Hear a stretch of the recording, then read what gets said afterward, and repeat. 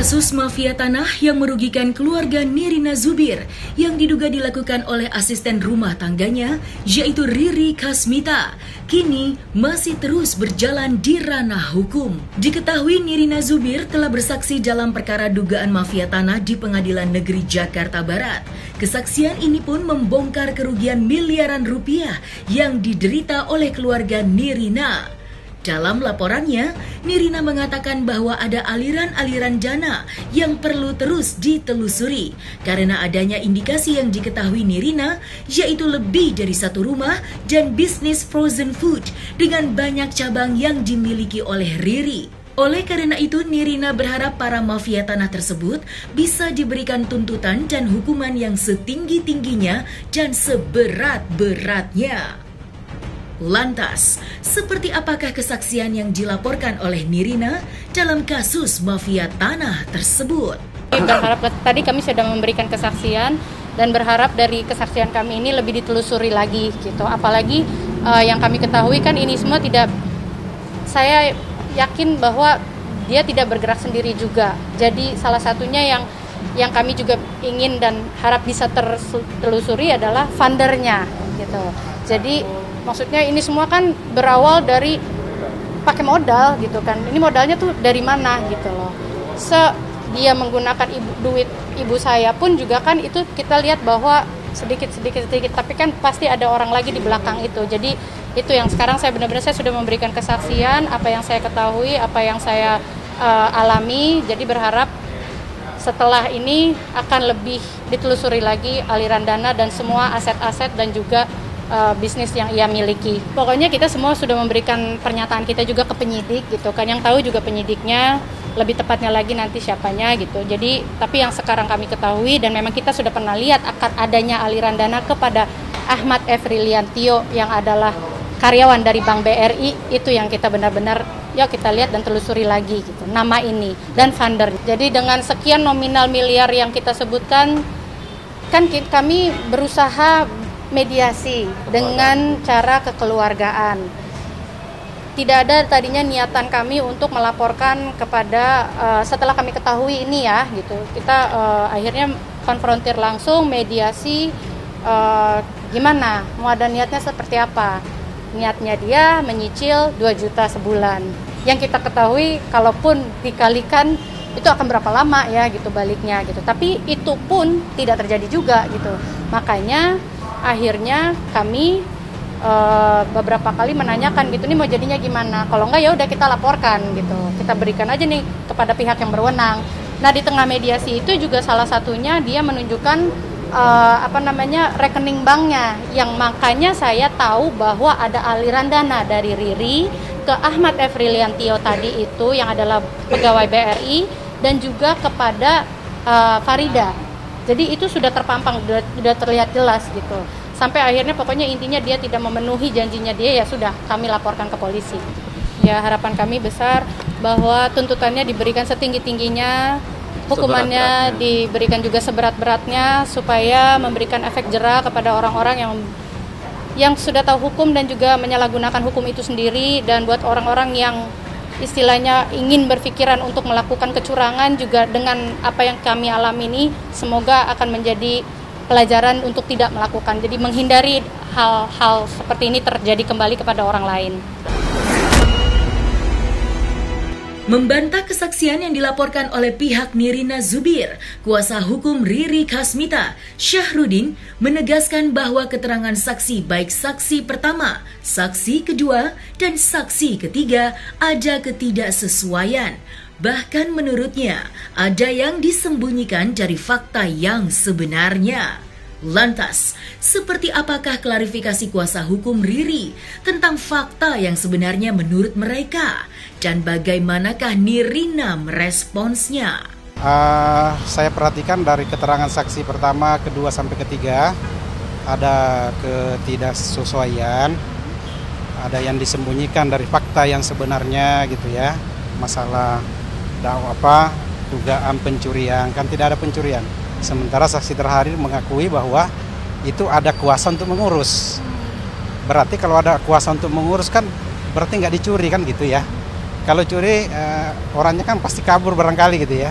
Ini tetap tinggal di situ, tetap berhubungan dengan baik sampai orang tuanya para terlapor meninggal. Riri pun masih di situ sebagai anak kos. Jadi perlu saya klarifikasi, dia bukanlah asisten rumah tangga, bahwa dia anak kos di situ dan dia membayar. Saya bisa buktikan itu.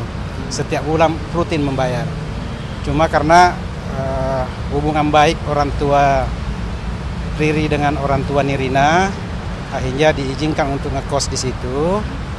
Kemudian terjadilah hubungan baik gitu ya, dipercaya. Karena pada saat itu kan anak-anaknya beliau sibuk semua, ya mungkin nggak sempat mengurusi orang tuanya. Akhirnya selalu minta tolong sama Ibu Riri. Kemudian terjadilah kedekatan. Kemudian diberilah kuasa untuk mengurus surat-surat, termasuk kuasa untuk membalik nama ke dirinya dan menjual gitu ya. Seperti itu. Sebenarnya itu dilakukan dan sudah terjadi kesepakatan. Sebelum kesepakatan pun sudah ada pembayaran-pembayaran yang dilakukan oleh klien kami kepada Nirina maupun saudara-saudaranya. Termasuk waktu orang tuanya pun masih hidup, mereka menerima uang dan mereka tahu bahwa itu uang asal-usul dari situ. Seperti itu gitu loh. Jadi tidak benar kalau dia nggak tahu uang ini. Kan Nirina tadi mengakui bahwa dia menerima uang dari Riri Kasmita. Kemudian dia menyangka udah dikembalikan. Nggak ada bukti pengembalian itu. Sementara saya tadi udah membuktikan ini via BCA. Sudah jelas nama dia, Nirina, yang menerima uang itu. Dan termasuk saudara-saudaranya udah nerima semua. Termasuk mobil Pajero yang boleh dibilang dipaksa lah diambil itu sebagai pembayaran. Dan terjadi kesepakatan, ada kesepakatan bahwa kan dia hanya meminta uang gitu, tidak meminta sertifikat untuk kembali. Jadi sebenarnya ini bukan pidana, keperdataan karena sudah ada kesepakatan dan mereka menerima uang. Jadi mau penggelapan, apa pemalsuan, ataupun misalnya alibinya bahwa itu pencurian, dari mana mau dicuri orang itu tadi saksi terakhir mengakui bahwa ada surat kuasa untuk Nirina gitu loh, untuk Riri, maaf salah. Ada surat kuasa mengakui dia menandatangani. Kan seperti itu. Dan anak itu juga mau dia terima uang. Cuma dialibikan seolah-olah utang. Padahal Riri lah yang menanggung selama ini untuk membayar misalnya pajak-pajaknya atas perintah Bu Cut. Ya dia mungkin pakai orang lain untuk membiayai. Seperti itu. Kan kalau punya aset kan harus bayar pajaknya.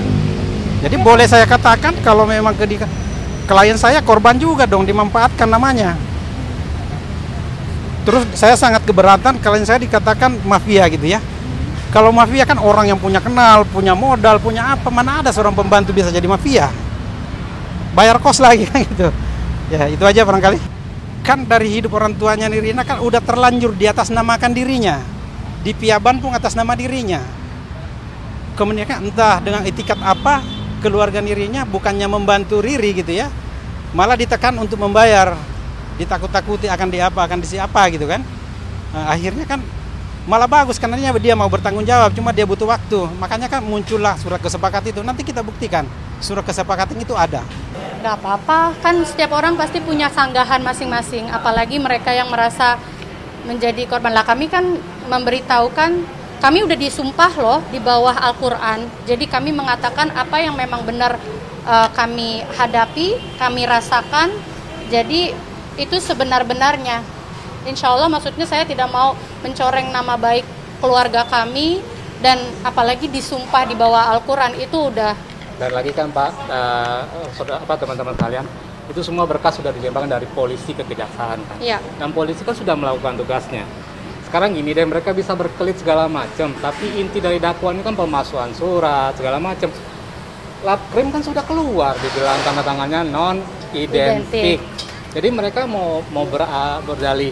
Silakan, setiap orang kan punya haknya. Tapi kan intinya adalah ada pemalsuan dokumen dari nama yang kami ini berubah ke nama Riri tanpa sepengetahuan kami. Intinya fokusnya dari di situ.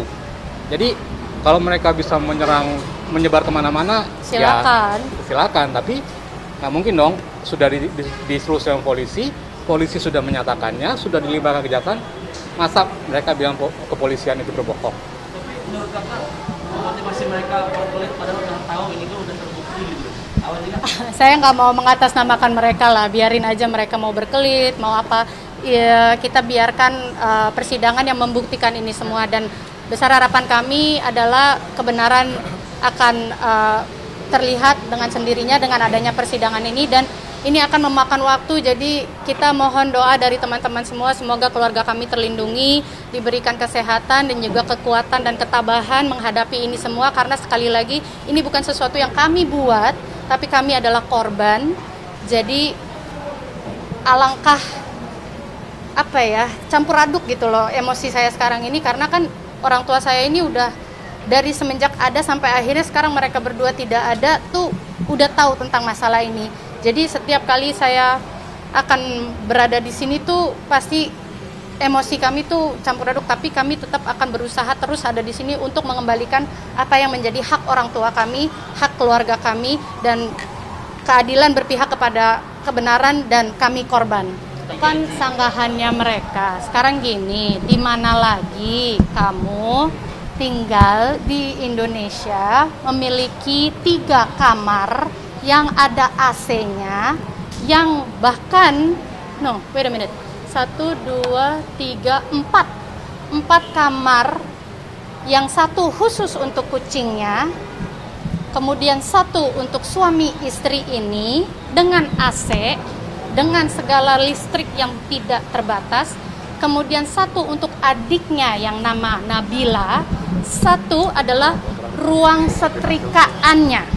Dan dia megang uang kontrakan. Dan dia megang uang kontrakan. Uang kos-kosan, uang kontrakan, semua itu dia pegang. Dan memang kepercayaan itu diberikan kepada ibu saya, ibaratnya tuh kayak timbal baliknya, oke, lo nggak bayar tapi lo urusin semua.